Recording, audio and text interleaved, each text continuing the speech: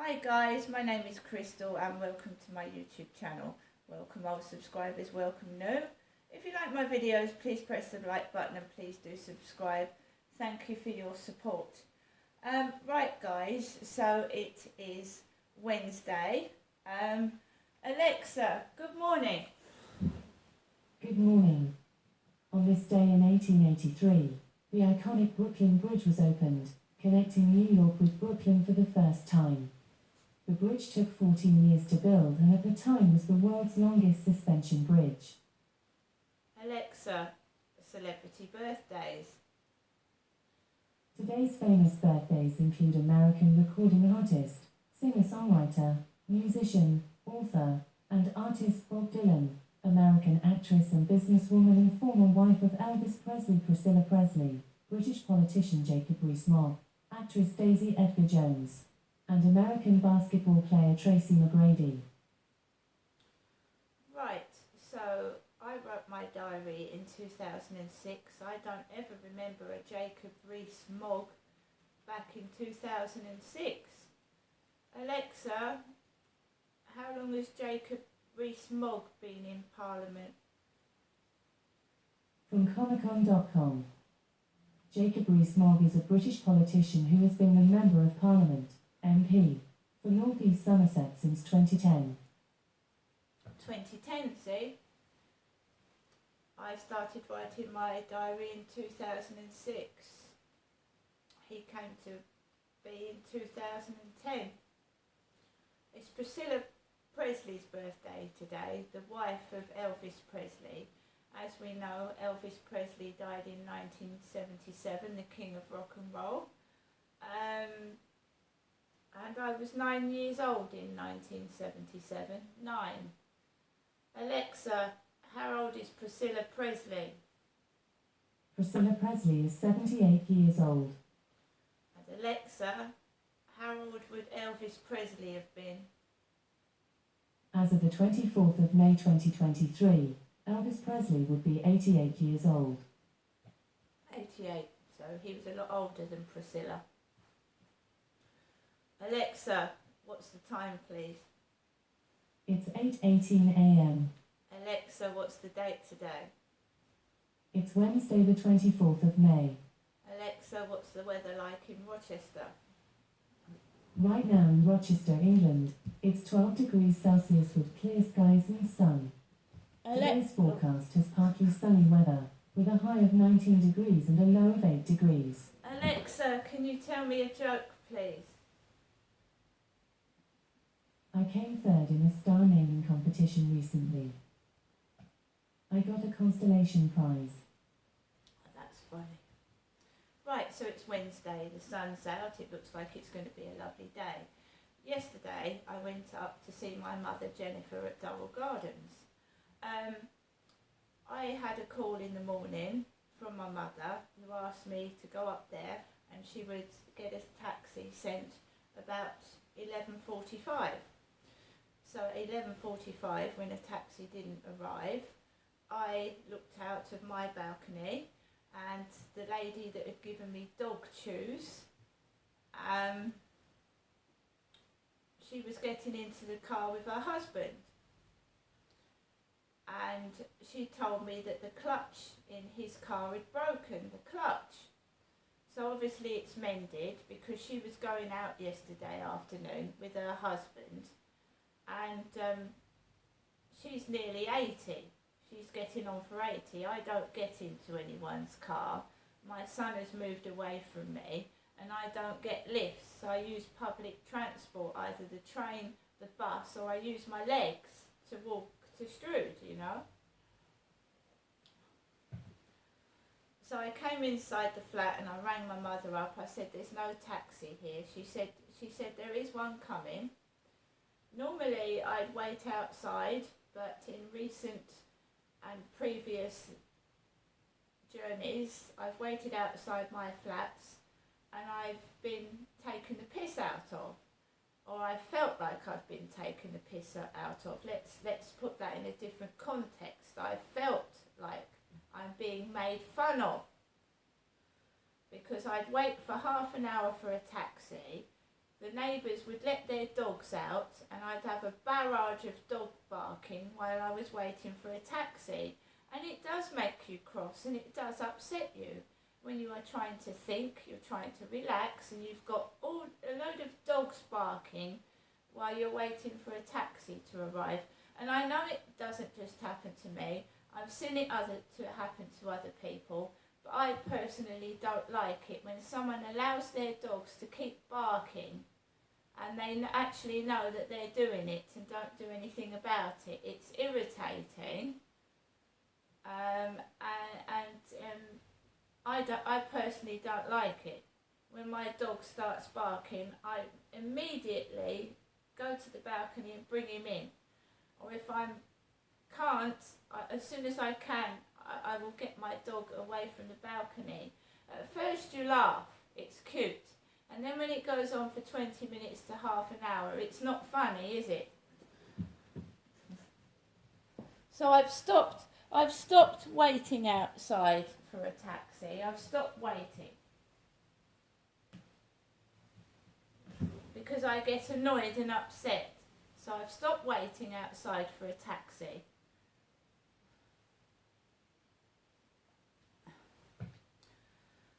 So a taxi arrives outside my flat. I get into the taxi. It is a man that looks, there's a big lady on the corner of the road and she's got, a man goes in there, he's tall, thin, with like white hair, balding. So this guy was in the taxi, he normally has a cap on, he didn't have a cap on yesterday. So he was sat there with his bald white hair, bald on top with white hair down the side, and I was in the back seat, and we briefly talked by the traffic lights. He stopped at the traffic lights that was near the SO garage in Chatham, and he said to me, "Oh, have you got any plans for a holiday this year?" And I said, "No, people haven't had holidays since COVID, really." I said, "No, I'm not planning a holiday this year or going anywhere." And I said, "Are you?" And he said, no, not really." And that's all that was said in a conversation in a taxi. So I get to Durrell Gardens. My mum comes out of her flat and pays the taxi driver. And my mum does not seem to be in a very happy, good mood. I mean, she doesn't. She's not happy. When I go into her flat, the table where my mum usually puts crisps, water, candy floss is empty. So the table is empty. There's nothing on it. I sit down, and immediately my mum starts, wouldn't say starts on me, but she's got a problem immediately. She said to me, I sat down, and she said, "By the way, Janesta, I don't use that red-eyed thing." The red-eyed thing. And she meant Derek's Amazon stick, my dad's Amazon stick. She didn't say, I don't use the Amazon Fire Stick. She said, "I don't use that red-eyed thing." And my hair's red at the moment, isn't it? So I ignored that. I ignored it. Then she said, I only watch BBC. I only watch BBC. I said, "Well, that's fair enough. If you only watch BBC, that's your prerogative." So I'm a visitor, and I respect my mother's wishes, right? However, when my mum starts talking loud, and I mean it booms across the room, I need something to block that noise out. My dad, Father Derek, used earphones while he was with my mum. He used to sit in the corner and put headphones over his head so he couldn't hear her shouting. So I did indeed put YouTube on. YouTube. and I flicked through YouTube and my mum was yelling and shouting and it was loud in my left ear and it was making me a bit like, oh my God, have I done the right thing in coming up here? Should I go home? I love my mum, she's my mum, but she shouts and she talks incessantly and doesn't stop. She doesn't take a breathing space, and also my mum has breathing difficulty, breathing trouble because of her medication. I don't know what it is, but she breathes very heavily. I don't, she does.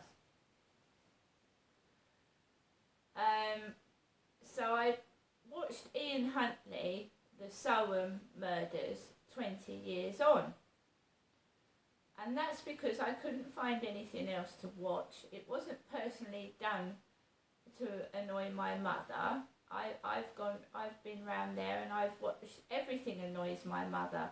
If you watch programs on the royal family, she doesn't like the royal family. She starts saying, oh, the royal family are this and that. So you really can't watch anything.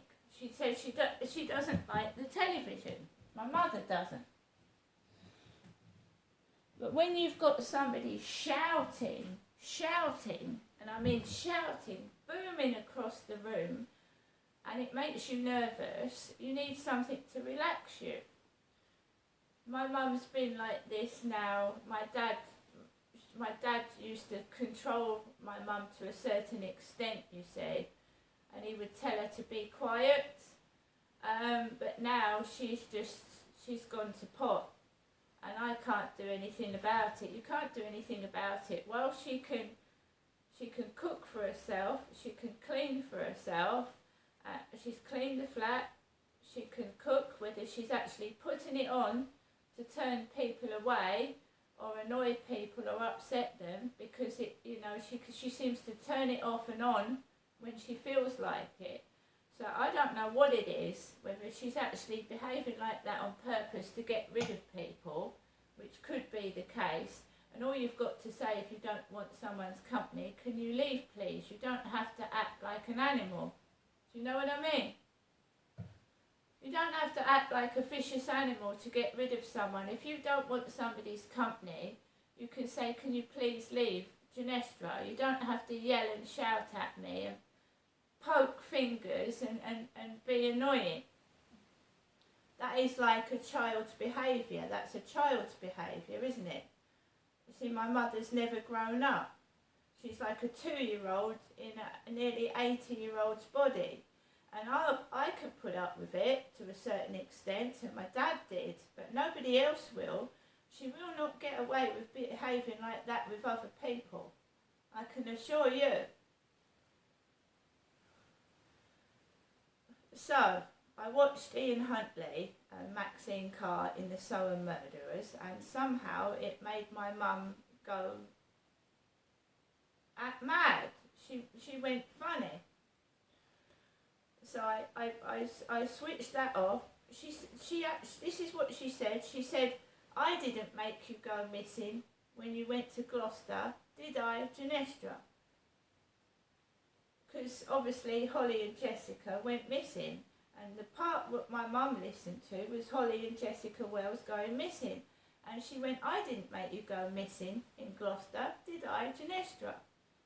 So I don't know what triggered that. As far as I know, I went to Gloucestershire to get married to my husband. I didn't think I went missing. That's one thing that happened.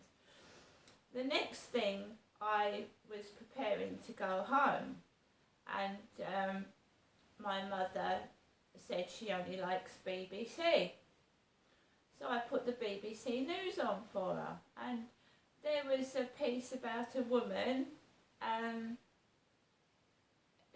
This blonde lady was stood outside a court talking about a man that had been sent to prison for about 30 years for murdering her daughter, who was 7 back in the day. And my mum accused me of putting that on the television. She said I was evil and I put that on the television on purpose. when she had told me she only watches BBC channels. How the hell could I have known that that was on the BBC News? I hadn't seen the news all day. I'd been round my mother's. I didn't know what was on the news. I got accused of putting that on the TV. That is paranoia. That is actual true paranoia. See, my mum has been diagnosed with paranoid schizophrenia. I was accused of putting that on the television. I didn't put that on the television. That was on the television already, and my mum had said I only like BBC. There was nobody about, there was no neighbours anywhere. I was on my own with what I felt like was someone who was paranoid, frighteningly paranoid, and it was scary. She hasn't seen her doctor face to face for years.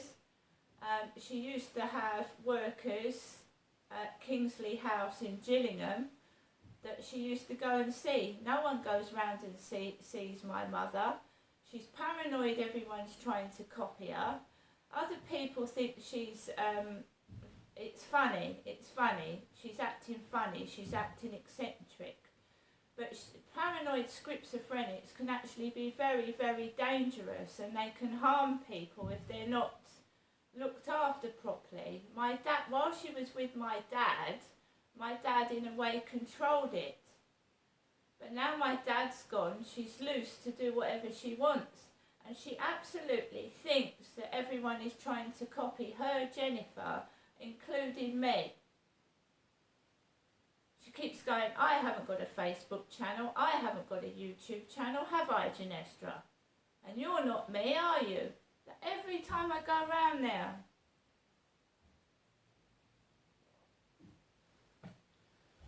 I stayed round my mum's till 4 o'clock when I could no longer stand it. I couldn't stand it. I don't know whether it's put on, but I just couldn't stand it anymore. And then to try and turn the tables on me, open the windows, she'd been shouting for about 4 hours. Then she opens the windows, and this is what guilty people do. Opens the windows and starts trying to make out it's me doing it. And my ex-husband used to do that as well. When we had an argument and he was like throwing the sofa about, he used to open the windows and try and make out it was me doing it. I don't know what the hell's going on. I'm not going round there anymore. Yes, I get given food. Yes, I get a takeaway. Yes, my mum gives me some money. But I'm not prepared to if people actually think that my mother Jennifer is fit to live by herself in that condition, there's nothing I can do about it. But if she harms somebody, or she comes to harm herself, I mean, my dad tried to tell people, my dad tried to get help for her. People won't listen, so they think it's funny. They watch my mum go into a rant, shout and be paranoid, and they laugh and think it's funny, which in a way is cruel because she needs help. She needs help, and it's very, very cruel to watch somebody in that condition deteriorate and think it's funny. A spectacle of fun. Like I said, while she can cook for herself, clean, and turn this, whatever it is, on and off, act normal for about half an hour and then turn paranoid, I can't do anything about it. But I've got to protect myself, and that's doing me mental harm. Listening to that is mentally harming me. I mean, she's obviously got severe hatred for her own daughter. I'm this and I'm that, I'm copying her, blah-de-blah-de-blah-de-blah, for 3 or 4 hours. Nobody can take that. I'm hogging the limelight, I'm copying her, I'm making out I'm Jennifer on Facebook and YouTube. I'm bloody well not. I call myself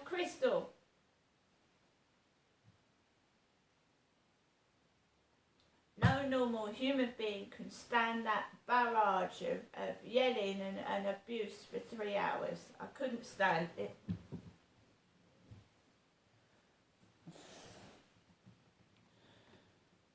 She's just been left to deteriorate to the point where she's going to become a danger. She will be she's dangerous.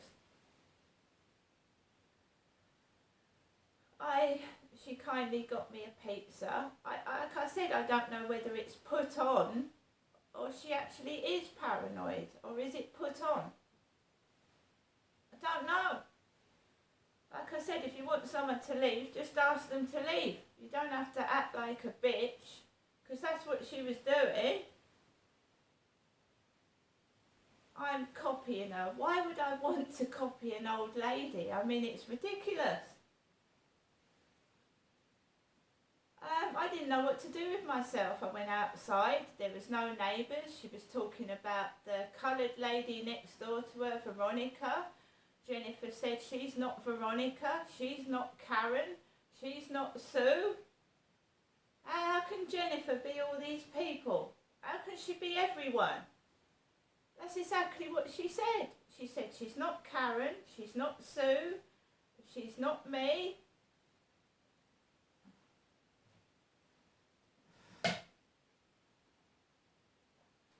For somebody that met my mother for the first time, they would think she's completely normal. Even a worker would think she's completely normal. Then when you're sat in there for 2 hours or more, you realise there's something wrong. There's something drastically wrong with the woman. You actually realise, right, she's going on about things. It hurts me because she actually thinks it's real. She thinks what she's saying is normal, and it is not. And that woman brought me up. She brought me up as a kid like that. She was in and out of Maudsley Hospital in London. She was in and out of all sorts of mental health places. I hardly saw my mum when I was little, and my dad was about, because she wasn't. She was in and out of hospital, and I was left with my dad, who was abusing me. He was abusing me, and my mum wasn't fit to be a mother. And that's the truth of it. In the next video, I'm going to show you what my mum gave me. But to have a bit of company, I have been made to feel I'm mentally exhausted. I've been accused of things I haven't done.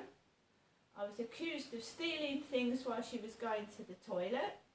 And I went to the co-op yesterday morning and paid for my goods at the counter. I think it's disgusting the way I'm being treated. I don't like it. See you later.